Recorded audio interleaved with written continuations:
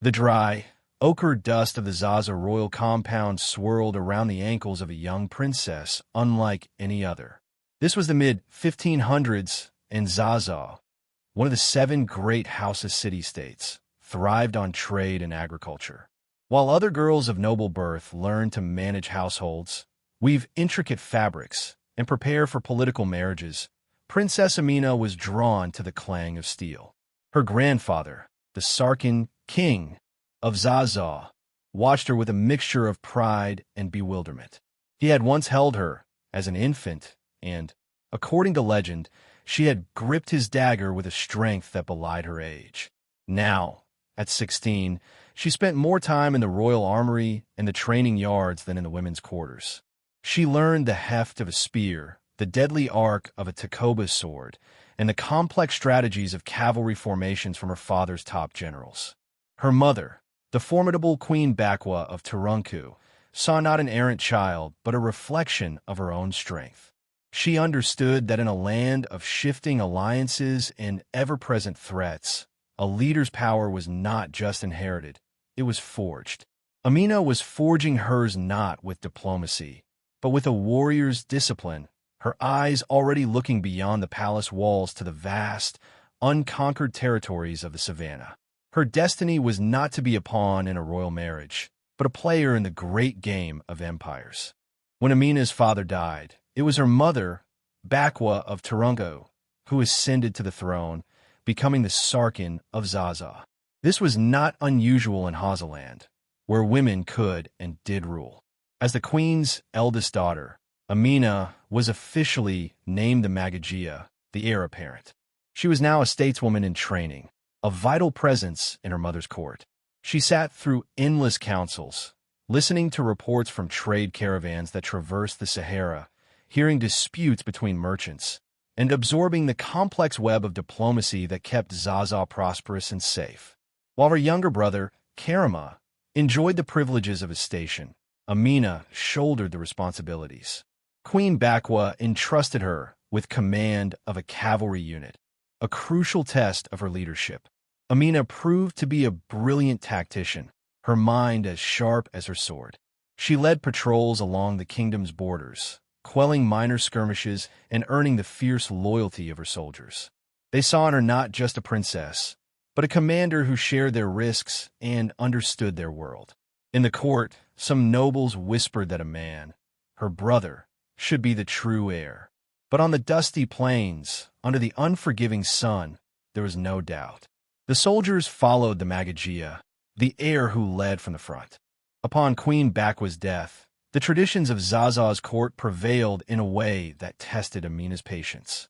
Despite her proven skill and status as Magagia, the Council of Elders and Nobles chose her younger brother, Karama, to be the new Sarkin. A male ruler was seen as a safer, more stable choice. Any resentment Amina felt, she buried deep. She did not challenge the decision or foment rebellion.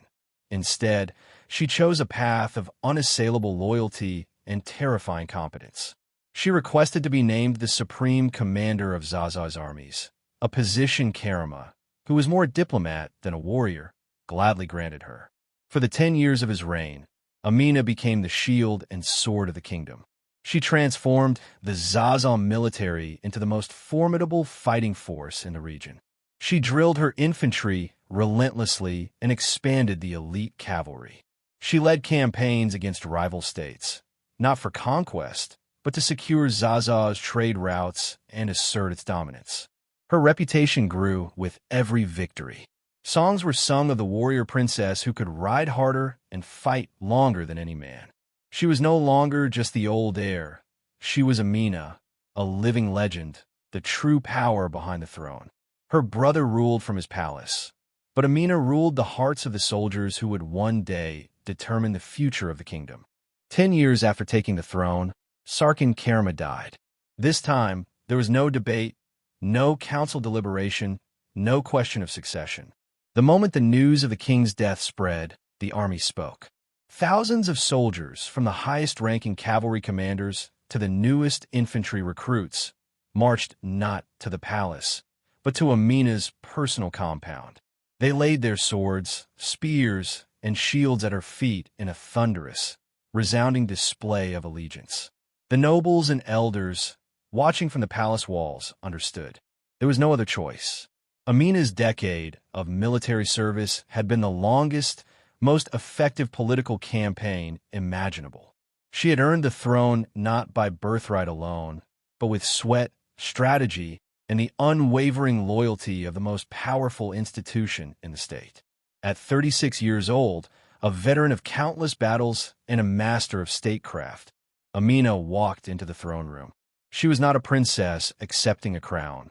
She was a general claiming her command. As she took her seat on the throne of Zaza, the air was thick with anticipation. The era of defense was over. The era of conquest was about to begin. The cheers from the soldiers outside the palace walls were not just for a new monarch, but for the dawn of a new, more aggressive, and expansive age for Zaza.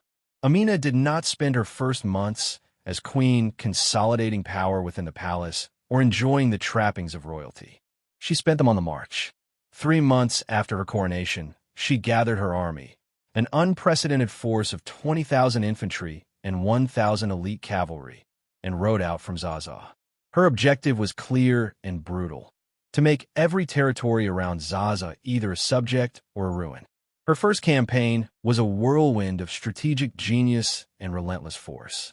She did not seek ponderous, set-piece battles. Instead, she employed lightning-fast cavalry raids to disrupt enemy supply lines and terrorize their command structures, followed by the overwhelming force of her disciplined infantry to lay siege to their cities. She rode at the head of her army, a terrifying and inspiring sight in her polished iron helmet and chainmail. Her targets were the rich lands to the south and west, lands that controlled vital trade routes for cola nuts and salt. Her message was simple: submit and pay tribute, or be destroyed. Many cities, hearing of her fearsome reputation and seeing the sheer size of her army, surrendered without a fight. Those that resisted were made into brutal examples. This was not just warfare, it was psychological dominance. Amina was establishing a new order, one where Zaza was the undisputed center of power, and she was its absolute master. Amina's genius was not solely in conquest, but in consolidation. As her armies subjugated new territories, she immediately set about securing them with one of the great engineering feats of her time, the Ganywar Amina, or Amina's Walls. In every major town she conquered and made a vassal state, she commanded the construction of massive earthen ramparts and fortifications. These were not simple palisades. They were complex defensive structures, triangular in cross-section, often with a deep ditch on the exterior and a raised platform on the interior for archers. The purpose was twofold. Primarily, the walls protected her new domains from rival powers, turning each conquered city into a military garrison and a secure administrative center for Zaza. Secondarily, they served as a permanent, physical symbol of Zaza's dominion, a constant reminder to the local populace of who was now in charge. The construction was a monumental task, requiring the labor of thousands. It bound the conquered people to her rule through shared work and created a defensible infrastructure that would last for centuries. Driving her horse along the rising ramparts of a newly walled city, Amina could survey not just a captured prize, but a permanent piece of her growing empire, a testament to her vision of a secure and unassailable Hazaland under her command. Amina's reign stretched for 34 years, a continuous cycle of warfare and expansion. Her ambitions led her to two of the most powerful and challenging adversaries in the region: the Nupe Kingdom to the south, known for its river-based power, and the Jukuan Confederation of Kwarafa to the east, famed for its feared cavalry. These were not minor city-states.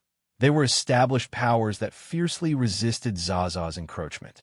The campaigns against them were long and bloody, testing the limits of Amina's army and her own strategic acumen.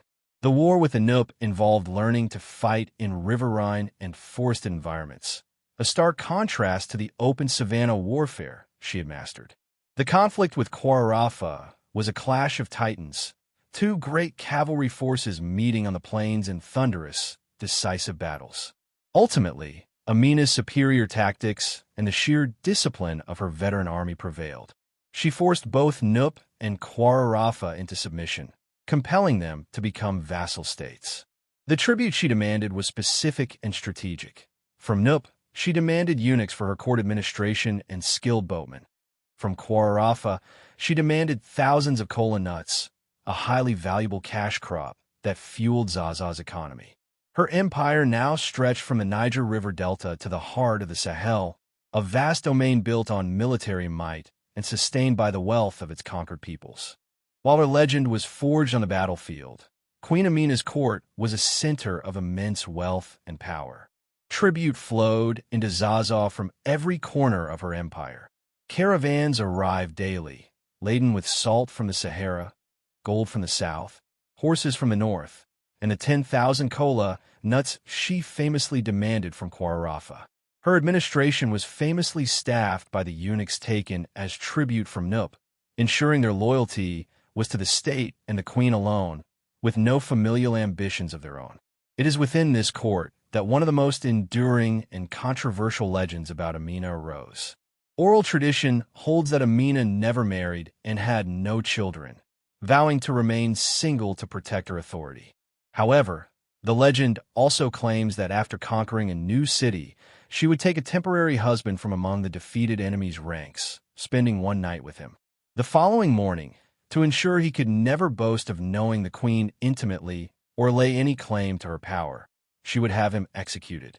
This brutal, calculated act, whether historical fact or a symbolic myth, cemented her persona as a ruler who sacrificed all personal attachment for absolute power.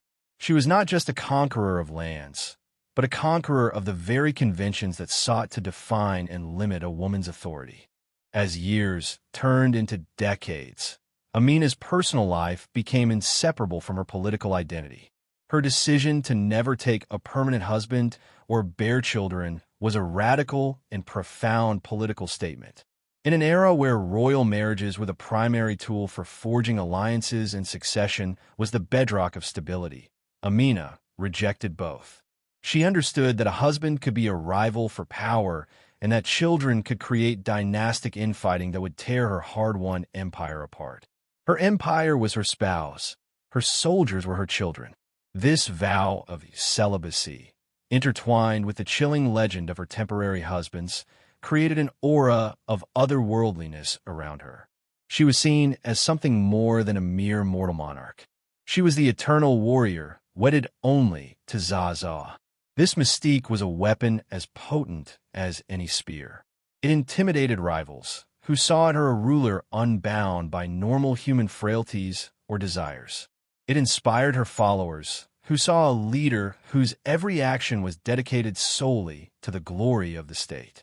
While it surely condemned her to a life of profound personal isolation, it was a price she was willing to pay. Power was her legacy, and she would allow nothing and no one to compromise it. Even legends must end. After 34 years of continuous rule and warfare, Queen Amina's final campaign took her to the city of Atagara, near the confluence of the Niger and Benue rivers. She was now in her late 60s, an age when most rulers had long retired from the field. But Amina was, to the very end, a warrior. It was here, during a fierce battle far from her Zaza heartland, that she fell. The exact circumstances are lost to history, whether it was a stray arrow, a duel with an enemy champion, or the sheer exhaustion of a lifetime at war. Her death in battle was the only fitting end for a queen who had lived by the sword. Her empire, built so forcefully around her singular personality and military genius, fractured after her death, unable to be sustained by her successors. Yet, her legacy was not just in the memory of conquest. It was written into the very earth of Nigeria. The great earthen walls she built, the Ganuwar Amina, endured for centuries, some remnants still visible today. They stand as silent, monumental testaments to her reign. More importantly, her story survived, passed down through generations of oral historians and griots. She became a symbol of female power, of African ingenuity, and of leadership so formidable that it transcended history and became myth. Amina of Zaza did not just build walls of earth. She built a legend that could never be torn down.